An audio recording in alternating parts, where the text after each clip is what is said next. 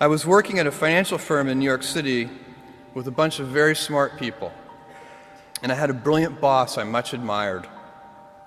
I went to my boss and told him I was going to start a company selling books on the internet. He took me on a long walk in Central Park, listened carefully to me, and finally said, "That sounds like a really good idea, but it would be an even better idea for someone who didn't already have a good job." You can have a job, or you can have a career, or you can have a calling. And if you can somehow figure out how to have a calling, you have hit the jackpot, because that's the big deal.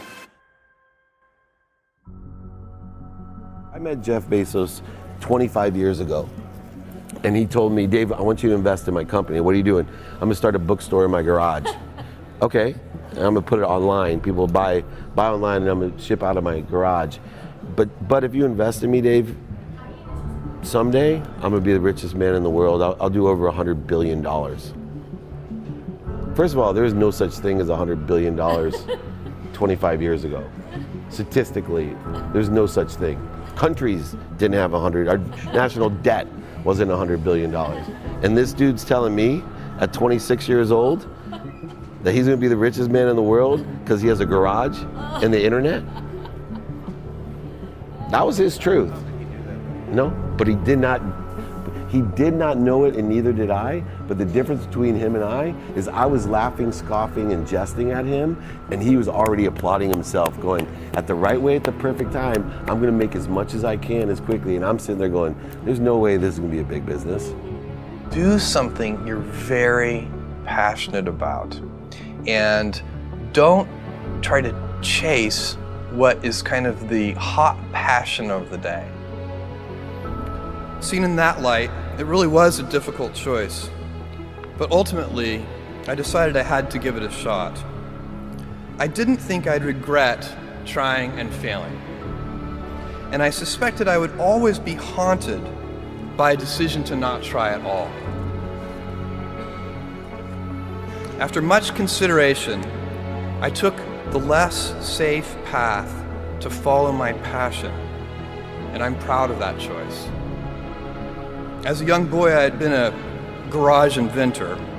I'd invented an automatic gate closer out of cement-filled tires, a solar cooker that didn't work very well out of an umbrella and aluminum foil, baking pan alarms to entrap my siblings.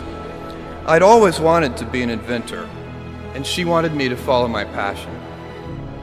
There's a military phrase that I especially love, and it says, "Slow is smooth and smooth is fast." And I have seen that in every endeavor I've ever been in. That's the kind of thing that really allows you to make progress. You know, you get certain gifts in life and you want to take advantage of those, but I guess my advice on adversity and success would be to be proud not of your gifts, but of your hard work and your choices. So, you may be, the kinds of gifts you get in life, you might be really good at math. It might be really easy for you. That's a kind of gift. But practicing that math and taking it to the next step, that could be very challenging and hard, and take a lot of sweat. That's a choice. You can't really be proud of your gifts because they were given to you.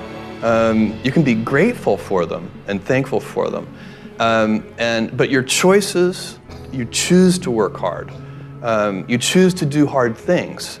Those are choices that you can be proud of. You can choose. We all get to choose our life stories, and it's the choices that define us, not our gifts. Everybody in this room has many gifts. I have many gifts.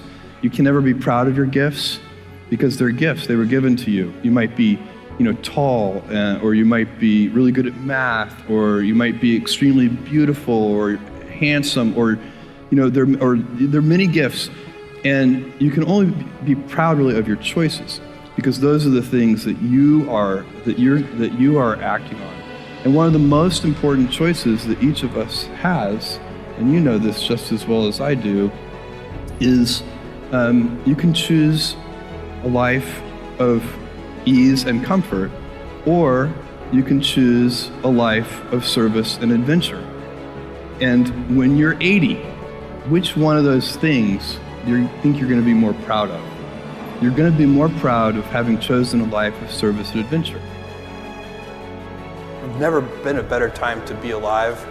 I mean, it's just incredible the amount of inspiration that the world generates for me, and I think for a lot of people. It's insane, the amount of change and invention and opportunity. Your life, the life you author from scratch on your own, begins. How will you use your gifts? What choices will you make? Will inertia be your guide, or will you follow your passions? Will you follow dogma, or will you be original? Will you choose a life of ease, or a life of service and adventure? Will you wilt under criticism, or will you follow your convictions? Will you bluff it out when you're wrong, or will you apologize? Will you guard your heart against rejection, or will you act when you fall in love? Will you play it safe, or will you be a little bit swashbuckling? When it's tough, will you give up, or will you be relentless? Will you be a cynic, or will you be a builder? Will you be clever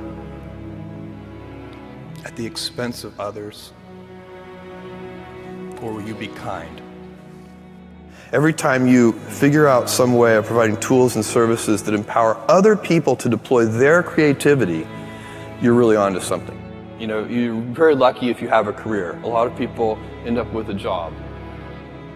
If you don't love your work, you're never going to be great at it. Jules Verne, Mark Twain, Galileo, Newton, all the curious from the ages would have wanted to be alive, most of all, right now. As a civilization, we will have so many gifts, just as you as individuals have so many individual gifts as you sit before me. How will you use these gifts? And will you take pride in your gifts or pride in your choices?